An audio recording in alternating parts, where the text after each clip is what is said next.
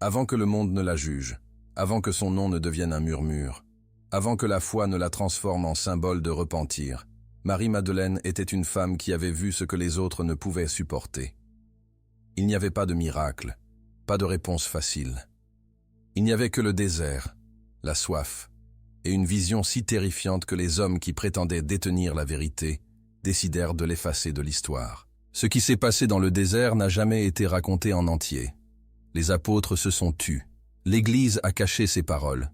Mais certaines vérités ne meurent pas, elles attendent. Le soleil était impitoyable. Il ne réchauffait pas, il brûlait. L'air tremblait au-dessus du sable, créant des formes qui n'existaient pas.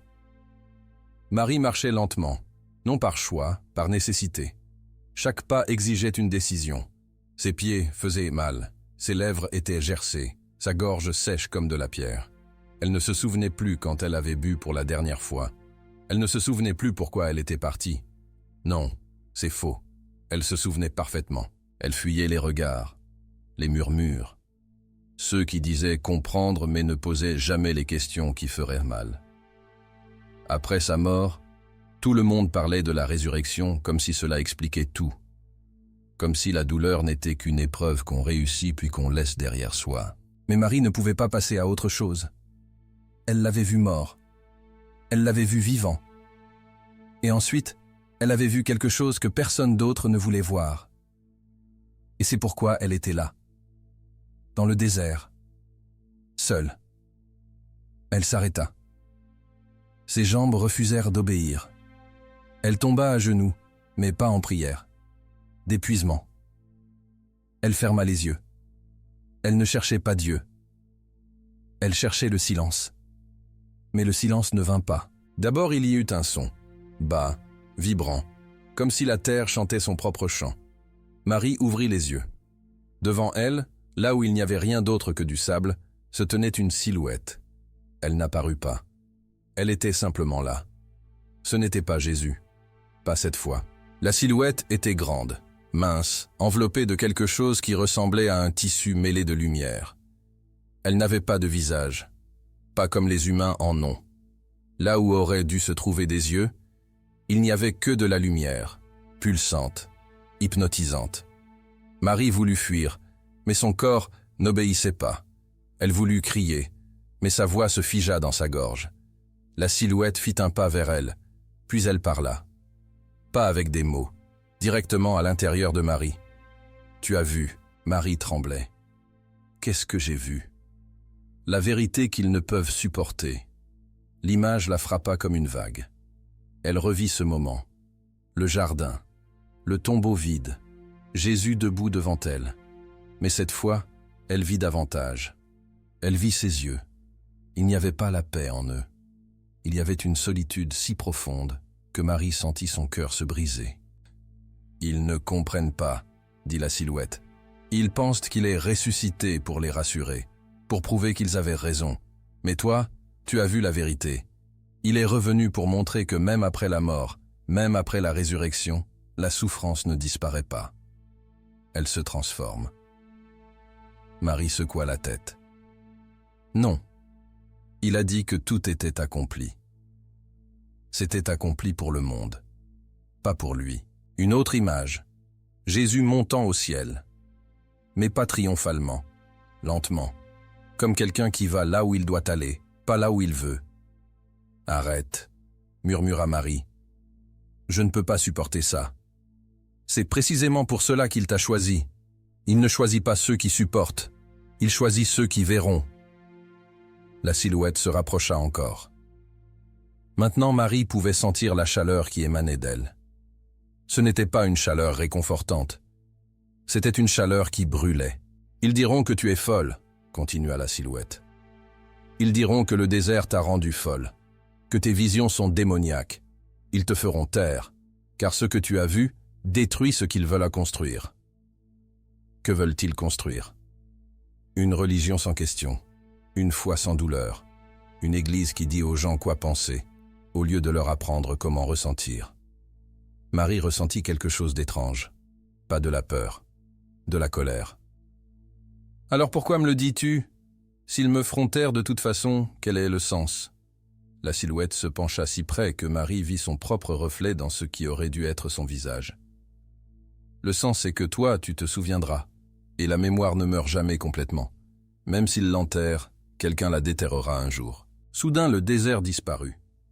Marie se tenait maintenant dans un endroit qu'elle ne reconnaissait pas. Une grande pièce, des murs de pierre, 12 hommes assis en cercle. Elle les reconnut, les apôtres. Pierre parlait. « Nous ne pouvons pas l'inclure, les gens ne comprendront pas. »« Mais elle l'a vu, » dit Jean doucement. « C'est une femme, » répondit Pierre plus durement qu'il ne l'aurait voulu. « Et elle a vu ce qu'elle voulait voir. Nous devons être prudents.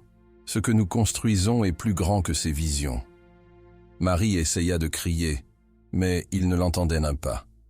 Elle essaya de bouger, mais elle était invisible. « Alors on l'efface » demanda Thomas. « Pas complètement, » répondit Pierre. « On dira qu'elle était là, qu'elle l'a vue. Mais le reste, on le garde secret, pour son propre bien. » Marie sentit quelque chose se briser en elle. Pas de la colère, de la compréhension. La vision se dissipa. Elle était de nouveau dans le désert. Seule. La silhouette avait disparu. Mais dans l'air flottèrent des mots. Comme si quelqu'un les avait gravés au fer rouge, ils te feront taire. Mais la vérité n'a pas besoin de voix. Elle n'a besoin que d'un seul témoin qui n'oublie pas. Marie s'effondra sur le sol. Elle pleurait. Pas de peur, de soulagement. Car enfin quelqu'un avait dit à voix haute ce qu'elle ressentait depuis des semaines. Elle resta allongée longtemps.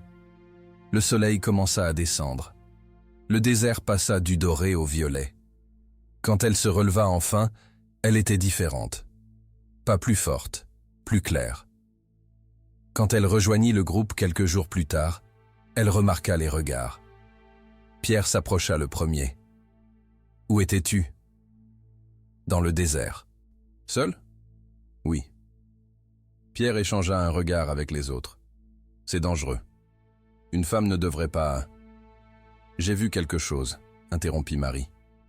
Silence. « Qu'as-tu vu » demanda Jean doucement. Marie hésita. Elle regarda leur visage. Elle vit la peur. Elle vit l'espoir. Elle vit des hommes qui voulaient désespérément que tout ait un sens. Et à cet instant, elle comprit. Si elle leur disait la vérité, si elle décrivait ce qu'elle avait vu, la silhouette, les paroles, la vision d'eux-mêmes en train de la censurer, ils ne la croiraient pas. Pire, ils utiliseraient cela contre elle. Alors elle ne dit qu'une partie. « J'ai vu un ange. Il m'a dit de me souvenir. » Pierre hocha lentement la tête. « De te souvenir de quoi ?» Marie le regarda droit dans les yeux, que la résurrection n'était pas la fin de la souffrance. C'était le début de sa compréhension. Pierre serra la mâchoire. « Ce n'est pas ce dont les gens ont besoin d'entendre. »« Je sais, » dit Marie doucement. « C'est pourquoi je ne le leur dirai pas. » Mais cette nuit-là, pendant que les autres dormaient, Marie s'assit près d'une petite lampe. Elle trouva un morceau de papyrus. Et elle commença à écrire. Pas pour les apôtres. Pas pour l'Église.